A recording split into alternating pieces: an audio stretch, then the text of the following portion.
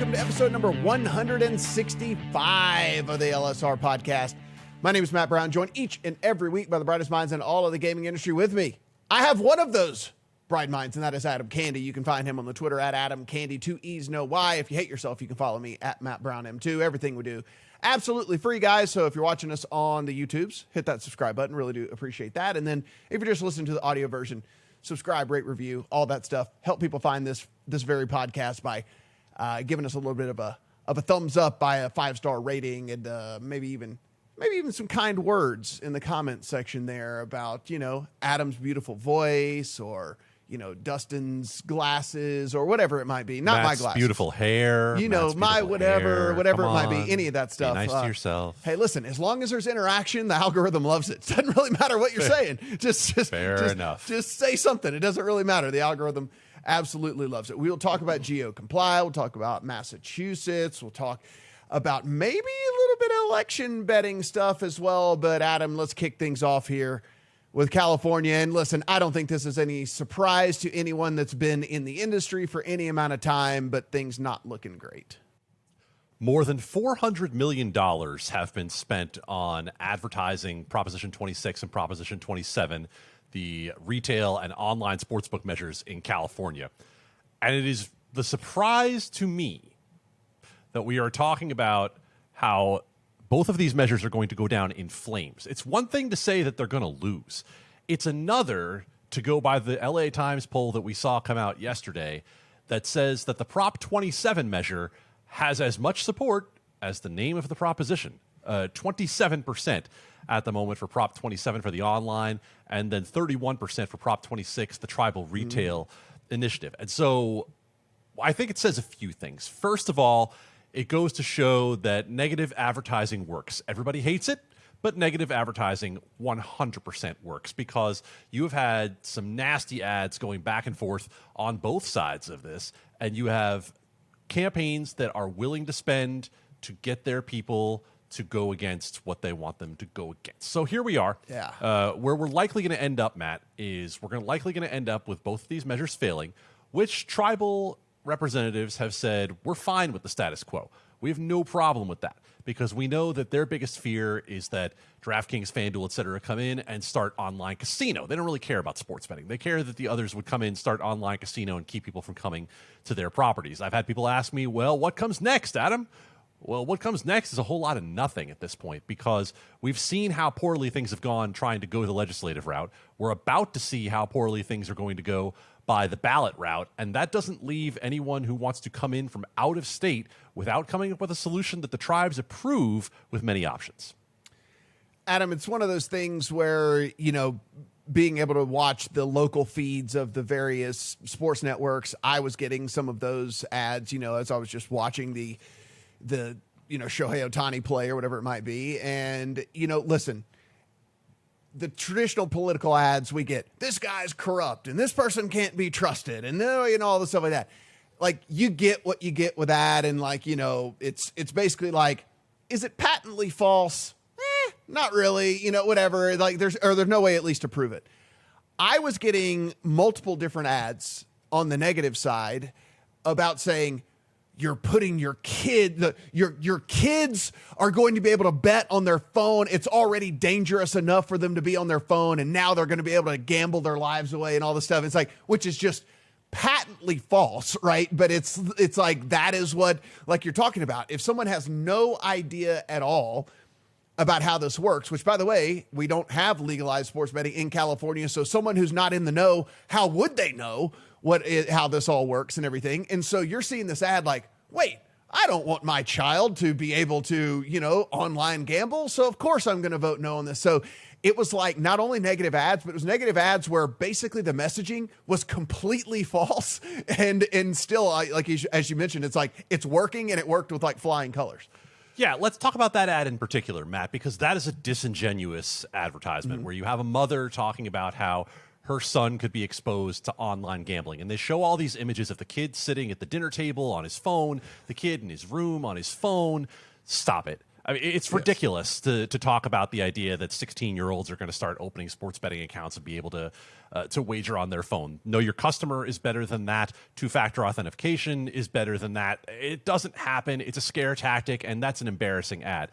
It's not as embarrassing as the ad that the No on 27 people ran trying to shame Boston and New York people by saying 90% of the profits are going to go to Boston and New York, and showing these ridiculous caricatures of people with New York and Boston accents talking about how dumb people in California are.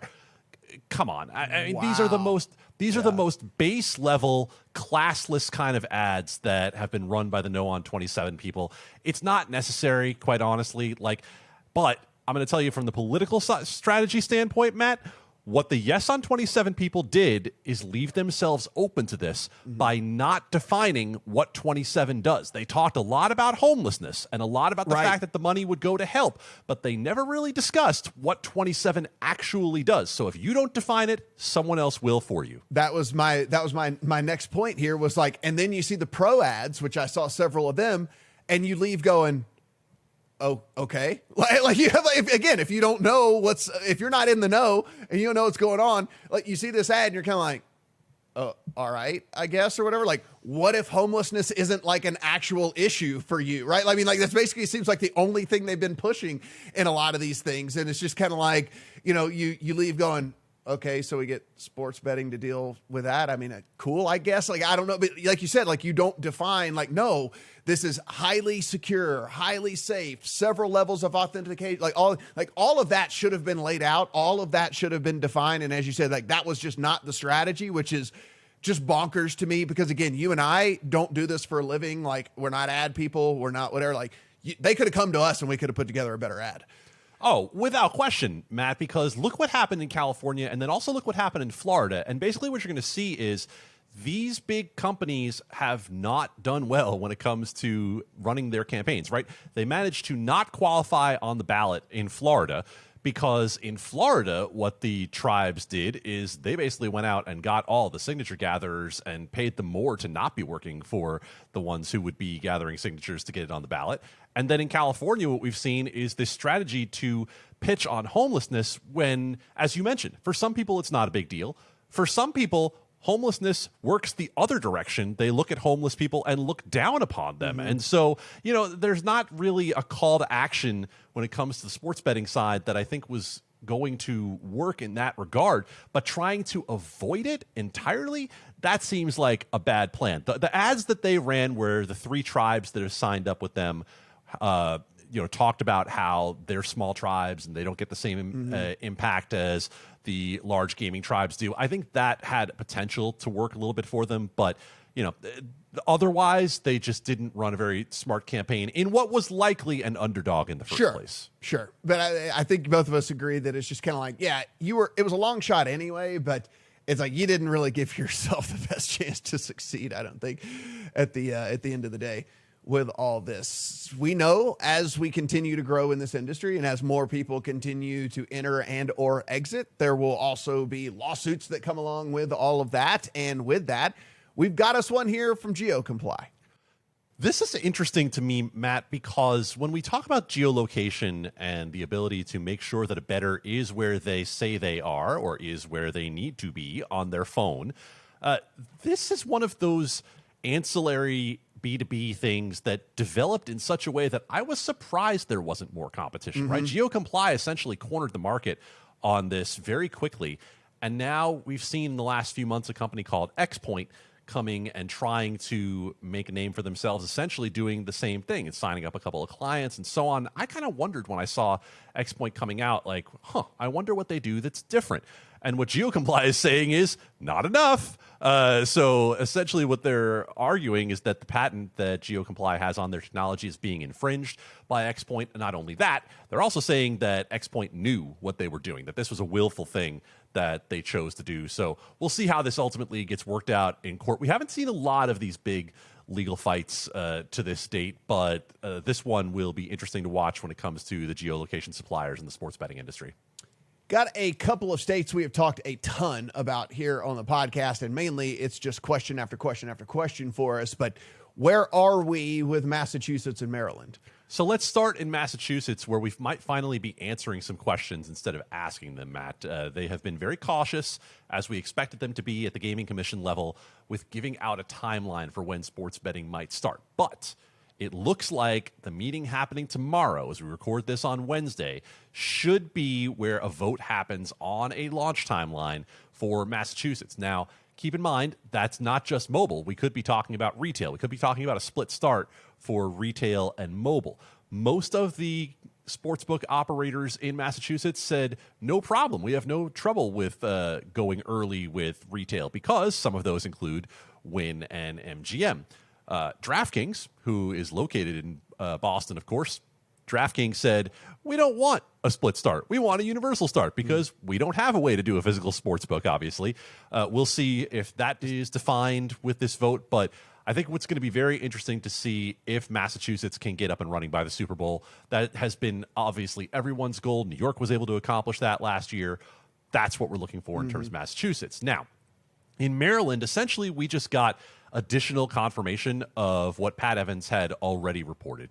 Pat reported probably 6 weeks ago at this point that John Martin, the executive director of the gaming authority there, said that a 2022 launch was not only possible but likely. He was on a regulator panel yesterday put on by Gambling Compliance and said on there that he is confident that it's going to happen within 2022. Now, the application period closes later this month for Maryland online sports betting. Remember, they already have retail in Maryland, but they approved online, let me check my watch, a good solid 2 years ago.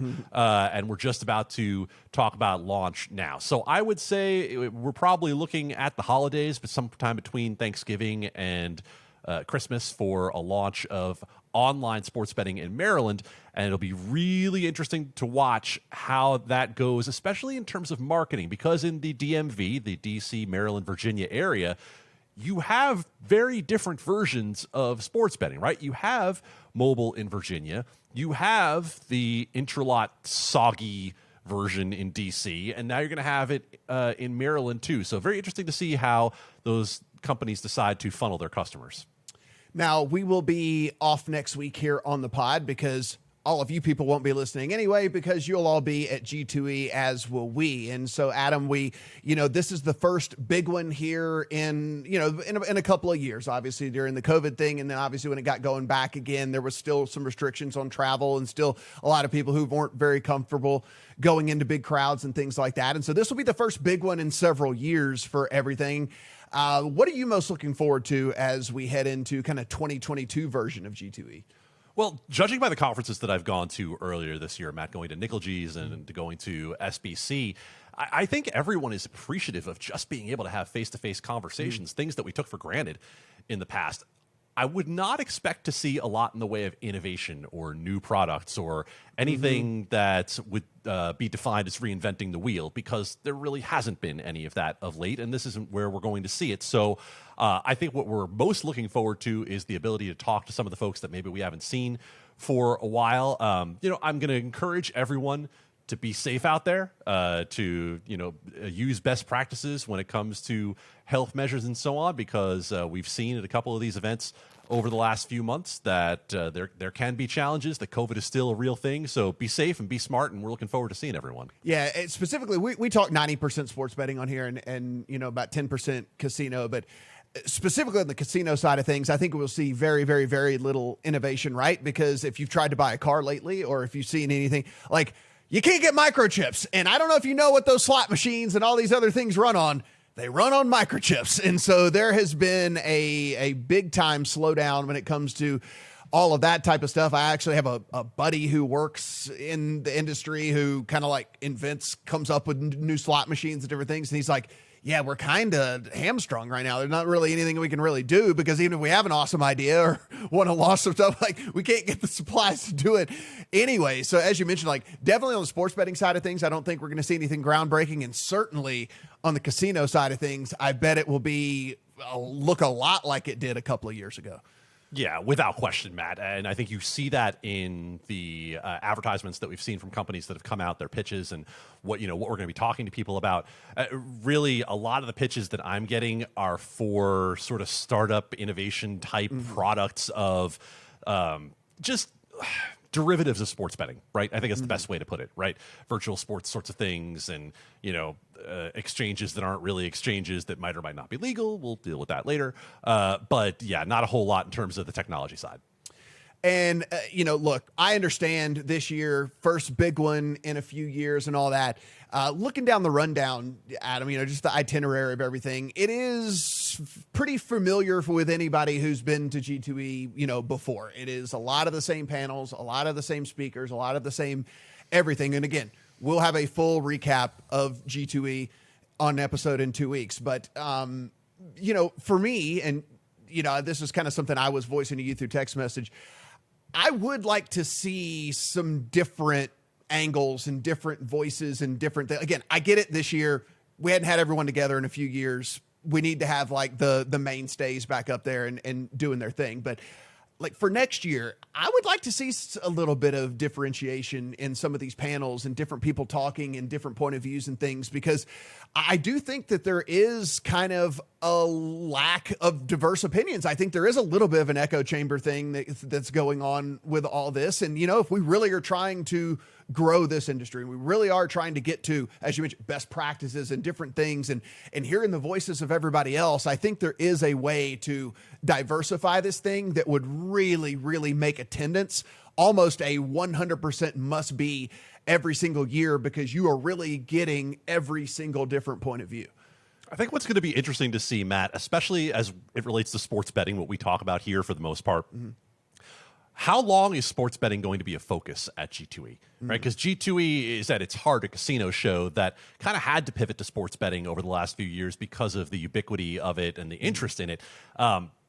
If we get to the point where the market starts to consolidate a little bit, are we going to still see that level of focus? The second thing that, and I mentioned this to you, this is a show run by the American Gaming Association. The American Gaming Association is trying to, shall we say, represent the most diverse, widest group of viewpoints without really offending anyone, right? They're trying to kind of make it something that everybody can be happy with. And I think the more you get into some of the diversity that you and I would like to see, the more you risk upsetting that apple cart a little bit. So I'm not saying it's not going to happen. I'm not saying it shouldn't happen. I think it would make for a much more interesting experience for all of us. I'm just kind of laying out for some people who might not understand. If you go look at the agenda and say, I think I've seen that a bunch of times before. Those are sort of the parameters that we're working within.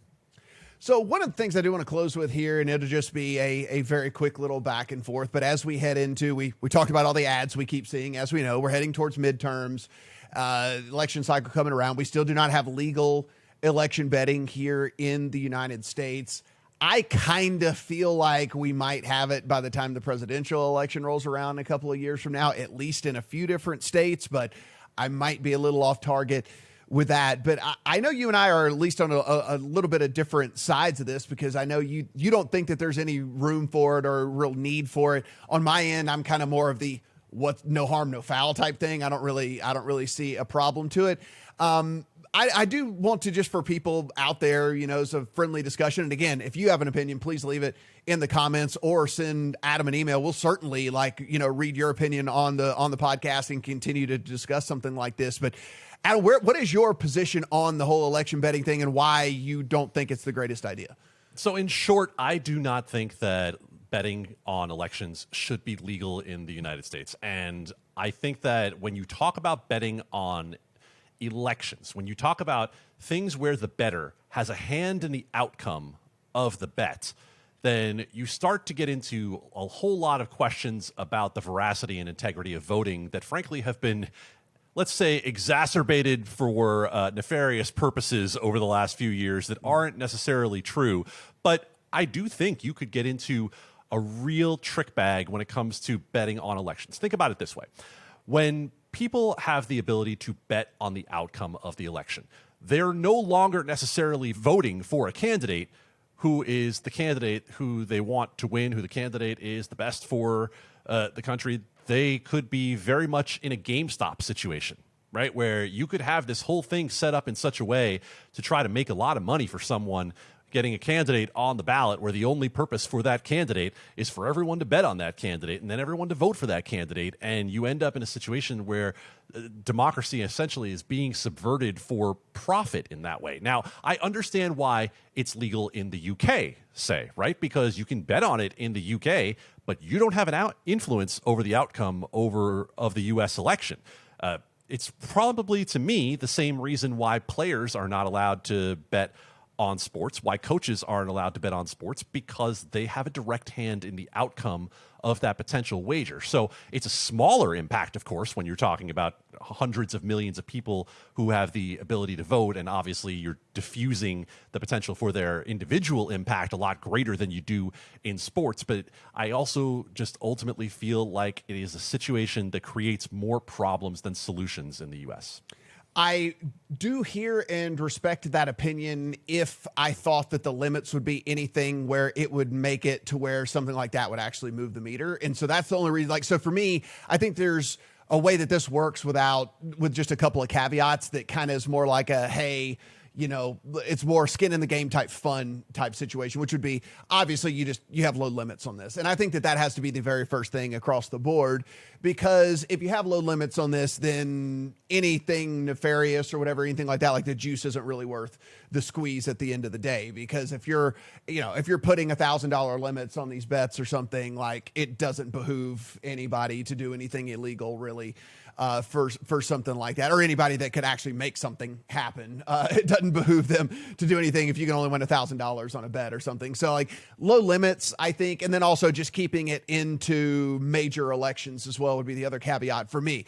President, Senate, different things like that, House of Representatives, like where there's hundreds of thousands of people, at least tens of thousands of people voting. You don't want this on like a local level. You don't want this on a smaller level where, like you said, 10, 12, 30 votes could matter, right? It could swing an election or something like that. Like that, I would not have. It would be strictly to president, Senate, all the stuff like that, where you've got tens of thousands, if not hundreds of thousands, if not millions of people voting in those. And that would be kind of like my two little caveats to where I think that it works without having to really worry about there being too much kind of nonsense going on. And I actually think, in a weird way, and if you did allow betting on elections, I actually think you would get people who would otherwise not vote to go vote. And if we want people to vote, I think that this getting people out and experiencing the thing and all that, I don't know if it's the worst situation in the whole world. So, I